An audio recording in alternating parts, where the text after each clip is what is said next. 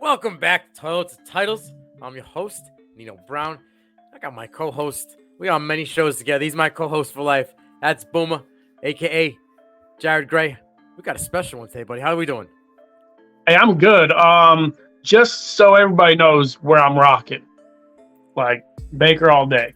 Just yeah, so it's going to be just a quick debate, quick talk, and see what's going on. You know, test the soundboards and poke the bear a little bit with Boomer. We're going to be talking Kyle Trask versus Baker Mayfield. Who's going to win the QB1 job for the Tampa Bay Buccaneers? It's a quote-unquote open competition. You can see in the background a lot of Mayfield. He got some Oklahoma. He got Tampa Bay Bakers on. So it's going to get spicy. I'm going to lead it off. Now, listen. I have no side in this fight. I just know this is what the people want to hear. So I'm here to just put it out there on the table. I'm going to let Boomer do his thing. Kyle Trask, okay, 6'5", 235 pounds. Second round pick, 64th overall in 2021 draft. He went to the Tampa Bay Buccaneers. It's been a little bit since he's kind of been relevant, so let me give you a little relevancy, right? His final season at Florida, he was 3 years at Florida, 2 years starter, right? Final season at Florida, 12 games, 301 completions out of 437 attempts for close to 69%, 4,200 yards, 9.8 yards per attempt, 43 touchdowns, 8 interceptions. Those are some great numbers, okay? But, you know, there's been a lot of great college QBs that didn't translate to the next level. Now, he can read the vertical seams well on long routes. He reads the back-end defender well. At Tampa, he hasn't really had a chance. I mean, he sat for 2 years behind Tom Brady. In the one time he did get to play in a garbage game, 3 for 9, 23 yards, 33%. That's it. That is probably the smallest sample size you're going to get. But new Bucs OC, Dave Canales, says nobody got a leg up. Okay? He says, who's the best in camp? He's the winner. And head coach Todd Bowles is on board with that. Trask came back leaner, right? I think he's at like 220-something now. He started out 235 at the end of last season. He's like 226 maybe, 228. He overhauled his mechanics, worked with a separate QB coach in the offseason. So that's just one side of this debate. What are your thoughts on Kyle Trask before we go talk about your guy? You know, like I said off camera, Kyle Trask had a great college career, right? He had a really good system. And we could say Oklahoma's had a good system. I mean, Lincoln Riley's one of the greatest offensive minds on the planet. I would argue, though, that Trask had a little bit more help wide receiver-wise. You know, Kadarius Toney he's next level, bro. In college, he's the deal, right? I mean, having that type of shiftiness is fun to watch in general. Now, I'll give you. I think I can go the other way with Baker too. He had some dudes as well. A couple of dudes. Height wise, you cannot argue. Kyle Trask is prototypical. 6'5", 225, 230 pounds. You know, you pray for it, right? And he's got a decent arm. He doesn't have an elite arm. My problem. He throws it kind of like a lollipop ball, right? For the deep ball, like in a bucket. Yeah, type pass. It's just not real. Like, let's get after it. There's not a lot of dip on it. It's not Stafford-esque by any means. And that's always been my biggest hit. Is you can throw it like Russell Wilson on the deep ball, but you got to have elite accuracy to do that on the deep ball. And as great of a year as it was, his 1 year at Florida, it's just 1 year for me. Yeah. And I mean, if you look at it, it was a pretty weak schedule. Oh, yeah. And you know what? But you know, let's finish it off real quick. He had a chance in the bowl game. Like, you know what? Let's shut him up. Like, this is me. It doesn't matter who I got. The problem is you run into one of the worst defensive teams in football and threw 4 interceptions. Yeah. Yeah. Against Oklahoma. I just need to put that out real quick. One was a pick 6 by Trey Norwood. So, all right. So that was the one side. And listen, like I'm not saying Kyle Trask might not be a QB in the NFL. I'm not saying that he might not win this. All I'm doing is putting the facts on the table for my guy to give us his opinion. Now I'm going to talk about, and I'm going to go a non-biased opinion. I'm an outsider on this, okay? We all know that Boom is the Baker guy. But I got sold once, and he failed me. Not Boomer, Baker. But Baker Mayfield, 6'1", 220, right? Obviously, he's 2017 Heisman winner, first round pick, first overall to Cleveland, 2018. His final year at Oklahoma, 14 games, 285 completions, 404 attempts, 70.5% completion, 4,627 yards, 43 touchdowns, 6 interceptions. This is gaudy. 16.5 yards per attempt. Okay, Trask had him close. With the touchdowns, he was close. With the yards, he was close. Close with the percentage because he was at like 69%. So they were close there. 9.8 to 16.5. I mean, Baker was chucking the thing all around the field. So there's no get numbers. Women lie, men lie, numbers don't lie. So there's the deal. All right. At Cleveland, okay. And let's not get it twisted.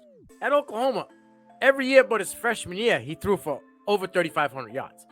Trask only did the big boy numbers one season. Well, you got to think his freshman year, he got hurt 8 games in as a walk-on at Texas Tech.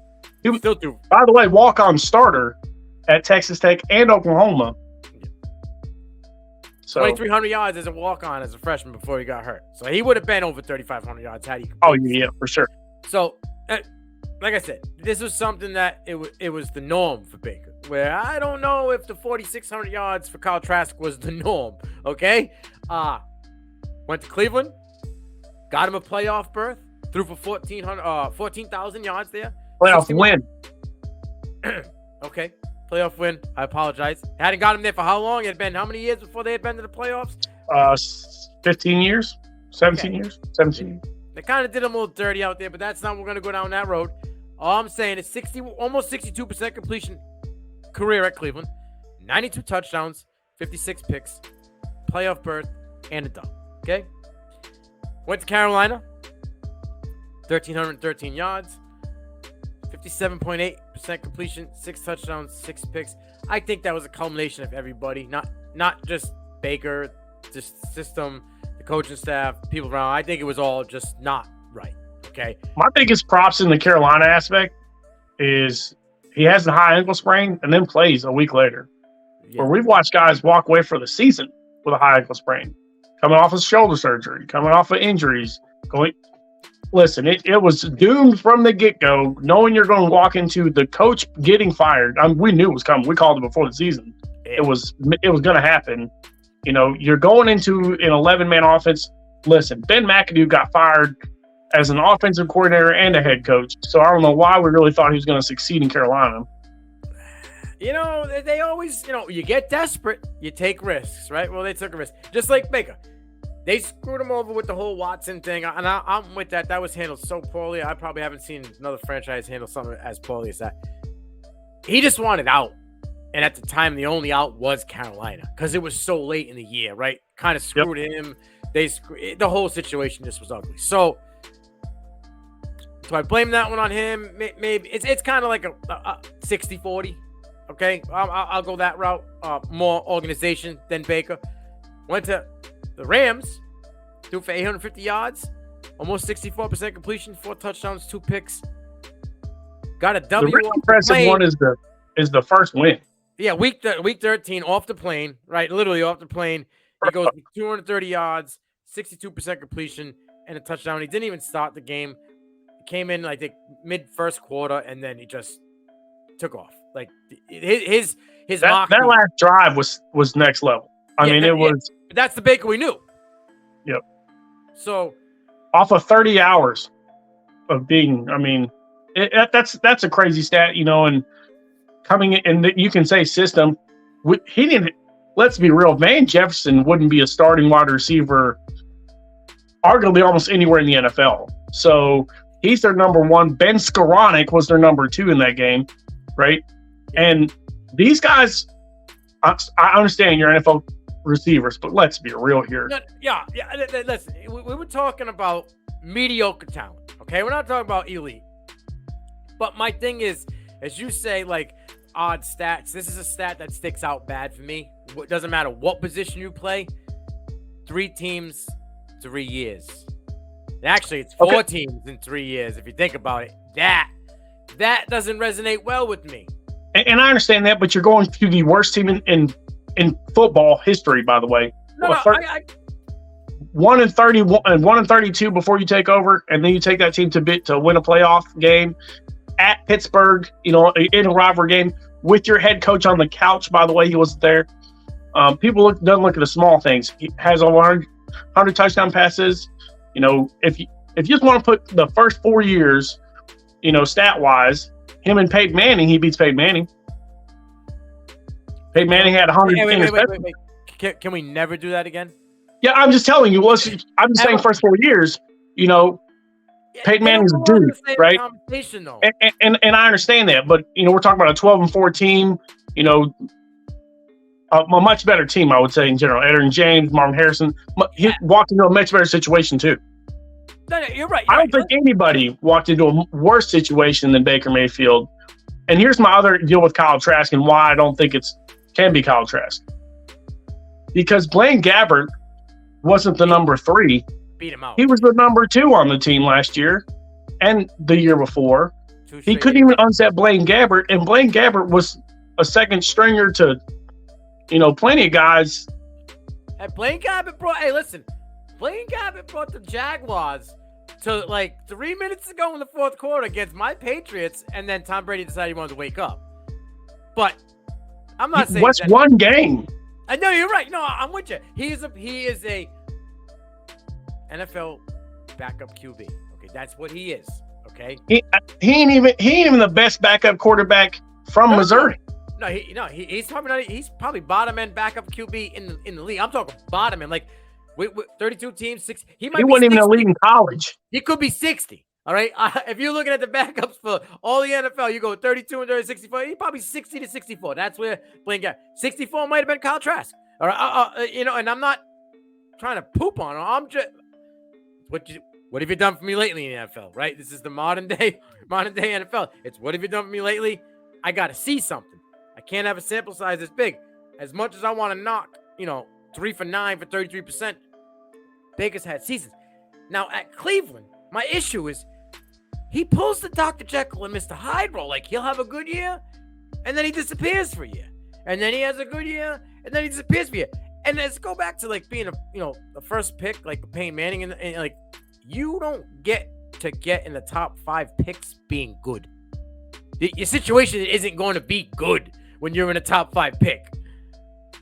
So we can say that, and we can give the higher praise to guys who were drafted later and like did really well, right? There's been 2. But you're going to criticize the guys that are drafted in the first round, right? Mm-hmm. And we had this conversation. I thought Josh Allen was the best quarterback in that draft class before it happened. I told my buddy Brandon, like, hey, Josh Allen, the year before it started, so I got Josh Allen, I've got Baker, and then I ain't even putting the other 2 on the board in Josh Rosen and Sam Darnold, because you can watch the Ohio State USC game and the Oklahoma Ohio State game. Both quarterbacks, Sam Darnold played against Ohio State, and so did Baker. Baker balled. Sam Darnold did not, and it was basically a home game for Sam Darnold in the Rose Bowl, and going to play at the shoe at Ohio State is reckless. It was 3-3 at halftime. He balls out in the second half. Expects what you expect out of him, and they beat one of the best teams in football that year, obviously in Ohio State, who went to a Rose Bowl and won the Rose Bowl. So, you're right. I look at intangibles like that. Like, what have you done for me lately? He has the ability to come in off the bench and ball. Like, we'll go to Carolina game where they didn't let him play. They let Walker play because he was injured, right? And he comes in against, a very good Bengals team who went to the Super Bowl that year, and he scored 3 touchdowns in the second half. I'm it just, if you let Baker bake, cool. If you're going to sit there and let this guy long, deep handoffs and run seam routes down the middle, listen, I have a huge issue with Stefanski, right? Ask Stephon Diggs how he likes, Kevin Stefanski's offense. There's a reason why he went to Buffalo, okay? Yeah. He sat on the bench and they won a ball game. They won a playoff game with him sitting at home, not allowed to talk anything, not allowed to talk to coaches, not allowed to scheme all week because you got COVID. You got to sit your ass at home. So that was the best thing that could have happened to him. The offense, we throw 350 yards in offense against a really good Pittsburgh defense. Oh, yeah. And then you get throttled, basically, like, hey, let me come back and let's not do anything again. Okay, they could have won the Kansas City game. There was a fumble at the 2-yard line twice. The opportunity is there for him to bake, and I understand he has issues, but every team has issues. We've watched Tom Brady throw 4 interceptions. We've watched Lamar Jackson throw 4 interceptions. We've watched Aaron Rodgers throw 4 interceptions 5 times, by the way. So it happens. The issue is can you get back up and win another game? Can you come back and go offer, and win a game? The fact I feel like you did it with a lot less at Cleveland, especially, you got Odell. What people don't really talk about is Odell had 1,100 yards the second year, even though Baker didn't have a great year. Yeah. Right? He had a ton of interceptions. They don't talk about Patrick Mahomes throwing for 16 interceptions that year, did they? Nope. Led the league in turnovers last year. Let's talk about the Madden cover this year. The guy who led the league in turnovers is Josh Allen. We're not talking about that. He didn't have an elite wide receiver for 2 years. And if you take him away, you might have the same issue again. So Kyle Trask has had 3 dudes in his locker room and can't get off the bench. We agree Godwin and Evans dudes, right? Oh, yeah. Yeah, all around. Listen, they had running backs. They had and they got so much. The line was good. The defense is good. Correct. They went to the playoffs with pieces to place around Baker, and I think of a team who is trying to find an identity. Right? They got no identity right now. The main guy there was a lot of things that happened towards the end of it. The main guy who was the identity in Brady, he's gone. Playoff Lenny's gone. Right? So it's like that whole system is gone. Right? You still got Evans. You still got Godwin. Gronk's gone. You're trying to find a tight end to step up and be that guy. It seems as though Rachaad White's going to be that guy. So when you have no identity, right, you're probably going to lean on the running game a little bit more. Baker does well off the play action. He's mobile. He can roll out and throw dimes. We've seen it, right? So I think he has the edge there. Yeah, Trask is your prototypical QB, and he's been in the system for 3 years. But like you mentioned, he couldn't beat out Blaine Gabbert. That's got to be a red flag. I think they're just saying a lot of this stuff being an open comp and blah, blah, blah. Here's my other thing. If Kyle Trask was the guy, you don't go get Baker. Right? Because Baker's not really a guy. You just sit on the bench because then your starting quarterback is always looking over, oh, that's a Heisman winner. He brought this team to the playoffs and they sucked. So they put it out there that Baker's really their guy. But from what we've seen in camp, and listen, I'll be fair. I know Boomer's gonna say it anyway.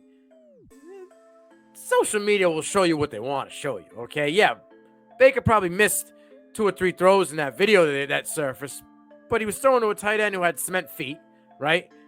Who's not very good getting off the line. And then there are other videos that didn't surface as much, where it shows him hitting them in the next play, where he throws for 14 for 15. By the way, yeah. So Take the social media videos for what it is. Don't read into the context. Watch the video. Go and see what other videos are out there. Because, there are guys that their sole purpose is to just beat their narrative. And if Baker's not their guy, Trask might not be the guy, but then they could just have a negative narrative. Or Baker may not be the guy. Or they just don't like the Bucs. So just got to go into things like eating a lemon, clean palate, open your mind up a little bit. It's what have you done for me lately? So there's 2 games. There's 2 games where I talk about Baker Mayfield and who you could get.